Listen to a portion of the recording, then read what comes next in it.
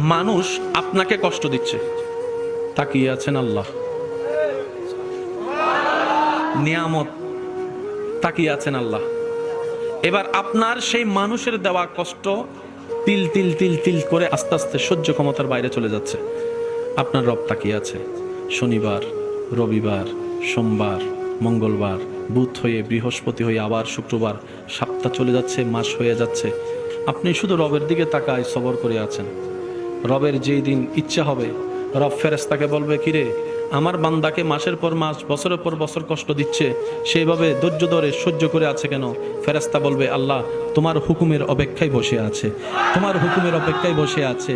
সে তোমাকে সন্তুষ্টি করার জন্য মুখ থাকার পরও গালির পরিবর্তে গালি দিচ্ছে না। আল্লাহ সে তোমাকে রাজি করার জন্য মারের পরিবর্তে মার দিচ্ছে না। সে দুনিয়ার মানুষ সৃষ্টি তাকে কষ্ট দিচ্ছে, সে তোমার সৃষ্টিকে ভালোবাসা দিয়ে যাচ্ছে, মায়া দিয়ে যাচ্ছে, সেবা দিয়ে যাচ্ছে।